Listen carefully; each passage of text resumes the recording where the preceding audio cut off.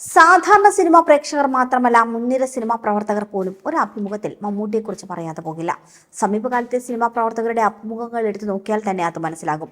ഇപ്പോഴിതാ മമ്മൂട്ടിയെക്കുറിച്ചും മമ്മൂട്ടിയുടെ സിനിമകളുടെ തെരഞ്ഞെടുപ്പിനെ കുറിച്ചും സംസാരിക്കുകയാണ് സംവിധായകൻ സിബി മലയിൽ. ഇപ്പോൾ മലയാള സിനിമയെ മുന്നിൽ നിന്ന് നയിക്കുന്നത് മമ്മൂട്ടിയാണെന്നാണ് സിബി മലയിൽ പറയുന്നത്.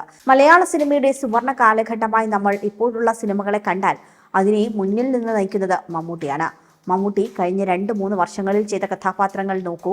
മുൻപ് ചെയ്തിട്ടുള്ള ഒരു കഥാപാത്രത്തിനെയും റിപ്പീറ്റ് ചെയ്യാൻ മമ്മൂട്ടി ശ്രമിച്ചിട്ടില്ല. പുഴു, റോഷാക്ക്, കണ്ണൂർ സ്ക്വാഡ്, ഭ്രമയുഗം, നൻപകൽ നേരത്തെ മയക്കം തുടങ്ങിയ സിനിമകൾ എത്രമാത്രം വൈവിധ്യതയിലാണ് അയാൾ ചെയ്യുന്നത്. ഞെട്ടിപ്പിക്കുന്ന ക്യാരക്ടർ സെലക്ഷനും പെർഫോമൻസും അല്ലേ എന്നാണ് സിബി മലയിൽ ചോദിക്കുന്നത്.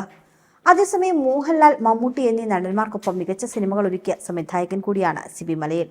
ഇരു താരങ്ങളുടെയും അഭിനയത്തിലെ വൈവിധ്യതകളും പ്രത്യേകതകളും അടുത്തറിഞ്ഞ സംവിധായകൻ എന്ന നിലയിൽ ഈ 2 താരങ്ങളുടെയും അഭിനയ സവിശേഷതകളെക്കുറിച്ചും സിബി മലയിൽ പറയുന്നുണ്ട്. ഇക്കാര്യങ്ങളും ശ്രദ്ധ നേടുന്നുണ്ട്. മോഹൻലാലിന്റെയും മമ്മൂട്ടിയുടെയും സമർപ്പണമാണ് അവരെ ഇപ്പോഴും സിനിമാ മേഖലയിൽ മുൻനിരയിൽ നിർത്തുന്നതെന്നും മോഹൻലാലിനത് നാച്ചുറലായാണ് അഭിനയം വഴങ്ങുന്നതെങ്കിൽ മമ്മൂട്ടി എന്നും പുതിയത് എന്ത് ചെയ്യണമെന്ന് ചിന്തിച്ച് പ്രവർത്തിക്കുന്ന ആളാണെന്നും സിബി മലയിൽ പറയുന്നു. മോഹൻലാലിന്റെയും മമ്മൂട്ടിയുടെയും സമർപ്പണമാണ് അവരെ ഇപ്പോഴും മുൻനിരയിൽ നിർത്തുന്നത്. അവർക്ക് വേറെ ഒന്നുമില്ല.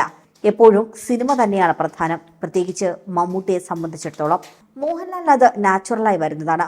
അദ്ദേഹം അതിനായി അത്രത്തോളം പ്രയത്നിക്കാറൊന്നുമില്ല. എന്നാൽ മമ്മൂട്ടി എന്നും പുതിയത് എന്തെന്നും അടുത്തത് എന്ത് ചെയ്യണമെന്നും ചിന്തിക്കുന്നയാളാണെന്നും സിബി മലയിൽ വ്യക്തമാക്കി.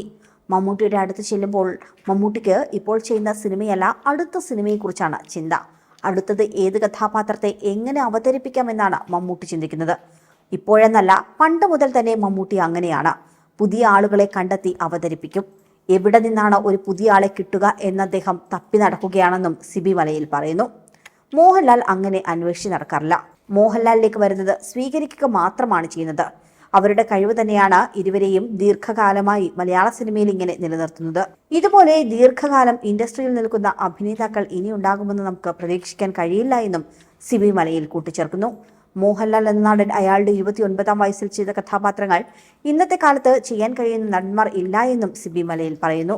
ഒരുപക്ഷെ ആ സിനിമകളിലെ അയാളുടെ പെർഫോമൻസ് അതേ പ്രായത്തിൽ ചെയ്യാൻ പറ്റുന്ന യുവ നടന്മാർ ഇന്നില്ല.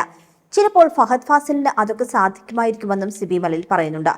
ഫാസിലിന്റെയും പ്രിയദർശന്റെയും സഹസംവിധായകനായി പ്രവർത്തിച്ചുകൊണ്ടാണ് സിനിമയിലേക്ക് സിബി മലയിൽ കടന്നുവരുന്നത്.